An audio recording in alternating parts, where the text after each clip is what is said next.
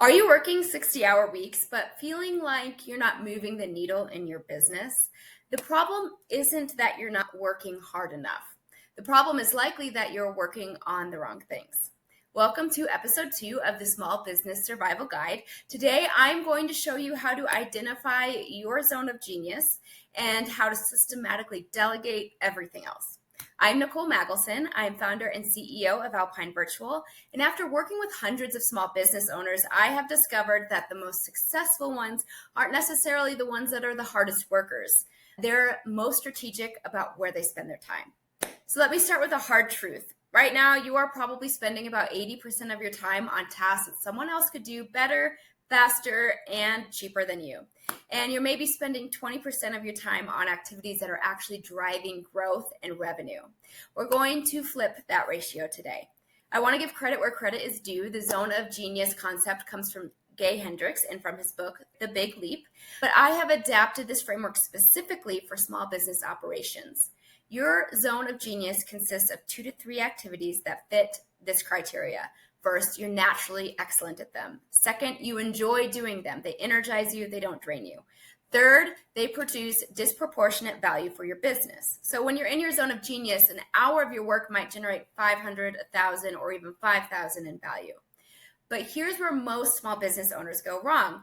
They know what they're not good at, but they haven't systematically identified which activities produce the biggest returns. So let me walk you through the exact process to map out your zone of genius. Step 1 is what we call the 90-day value audit. So go back through the last 90 days and identify every significant win, breakthrough, or major result in your business. New clients, big sales, solved problems, successful launches, big breakthrough moments. Write them all down. Now, for each win, identify the specific activity that led to that result. Was it a sales conversation, a strategic partnership discussion, creating a new product, writing compelling marketing copy, having a breakthrough conversation with your team? Be specific about the actual activity, not just the general category. You'll start to see patterns pretty quickly. Maybe your biggest wins all came from one-on-one sales conversations. Maybe they came from the strategic thinking sessions where you solved complex problems. Maybe they came from creating content that was able to position you as an expert. These patterns are pointing you towards your zone of genius. Step 2 is the energy assessment. So for each high value activity that you identified, ask yourself, did this energize me or did it drain me? Am I looking forward to doing more of this or am I doing it because I have to?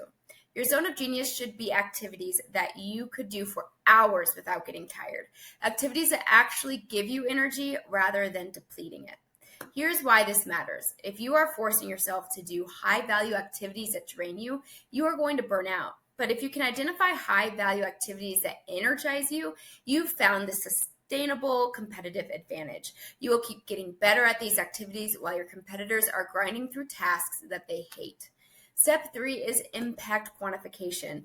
This is where most people get lazy, but it's absolutely critical. For each activity in your potential zone of genius, calculate the actual dollar amount. If you spend an hour on sales conversations and close 30% of qualified prospects at an average value of $3,000, that hour is worth $900.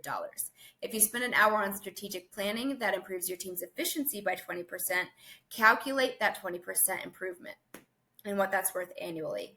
Be honest about this calculation. Don't inflate numbers to make yourself feel better. The goal is to identify which activities actually move the revenue needle, not which ones make you feel busy or important. Now comes the critical part. Everything outside of that zone of genius becomes a candidate for delegation or elimination. And here's where a lot of people mess this up. They try to find someone who can do exactly what they're doing, exactly how they're doing it. And that's not strategic delegation, that's just expensive task swapping.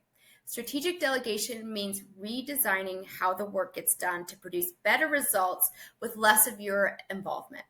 So let me give you some examples of what this looks like. Let's say your zone of genius is strategic sales conversations, but you're spending 10 hours a week on lead qualification, follow-up emails, and scheduling.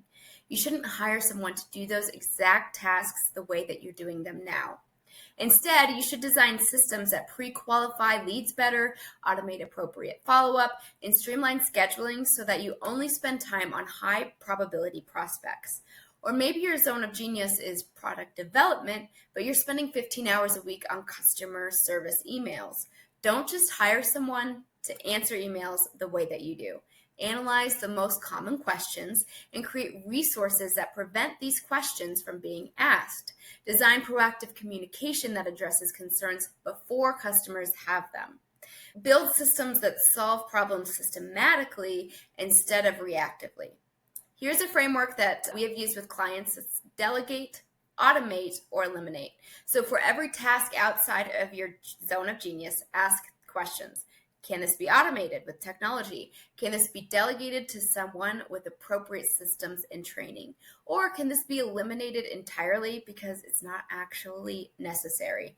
You would actually be surprised by how many tasks fall into the eliminate category when you really examine them. So that weekly report that nobody reads, those meetings that could actually be a short conversation or an email, that social media platform that is not getting you any leads. Be ruthless about elimination before you start delegating.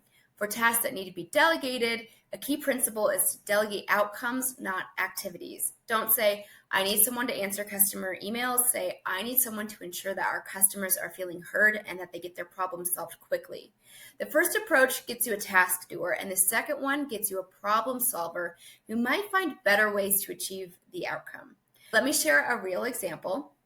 One of our clients identified that her zone of genius was strategic partnerships. She was incredible at building relationships, and that generated significant referral revenue. But she was spending 20 hours a week on content creation, email marketing, and social media management. So instead of hiring someone to create content exactly like she did, we redesigned her entire marketing approach. So we systematized content creation around partnership success stories and case studies. We automated email sequences that nurtured partnership relationships, and we delegated social media to someone who understood her partnership strategy and could create content that supported those relationships. She went from spending about 20 hours a week on marketing to spending 5 hours a week on strategic oversight, while her marketing results actually improved. She reinvested those 15 hours into partnership development, and she increased her referral revenue dramatically. Let me share how we have implemented this at Alpine Virtual internally. We had our entire core team take a StrengthsFinders assessment to identify each person's natural talents. What we discovered, we found was really fascinating, and it completely changed how we operated internally. I was the only one on the team with futuristic in my top strengths, which means that I naturally see the possibilities and think strategically about where we're going to go. So now I focus exclusively on strategy, on vision, on long-term planning, the activities that really energize me and bring the highest value to our company. My account manager has empathy and harmony at her core strengths, which means she's naturally gifted at understanding different perspectives and helping people work together smoothly. So she now handles all client relationships where there's complexity or where they need extra support, situations where her natural abilities shine. And then our VA success coach is the only one with relational in her zone of genius. So instead of me trying to coach VAs through challenges, she handles all the relationship building and the support when our team members are struggling. She is naturally wired for this work, and she gets so much better results with much less effort. And that's exactly what I mean about working with your natural strengths instead of going against them. I see business owners who identify their zone of genius, they delegate appropriately, and then they keep meddling in the delegated tasks because they're worried about quality or control. You are going to have to trust the systems that you create and the people that you delegate to. This doesn't mean being hands-off entirely. It means being strategic about your involvement. Focus your oversight on results and outcomes, not on monitoring every detail of how things get done. The ultimate goal is what I call a zone of genius protection. So you should be spending at least 60% of your time on activities in the zone of genius, with everything else handled systematically by other people or by systems. And when you achieve this, your business doesn't just grow, it grows predictably and sustainably because it's built around your unique strengths rather than your ability to do everything by yourself.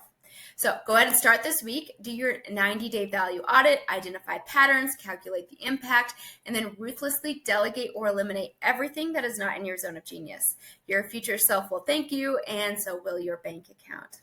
If you're a small business owner who's ready to stop working in your business and start working on your business, I would love to help you build these systems. Go ahead and check out Alpine Virtual. We specialize in helping business owners protect their zone of genius while ensuring that everything else runs smoothly without them. And be sure to hit subscribe to follow our series and see more business survival guide tips.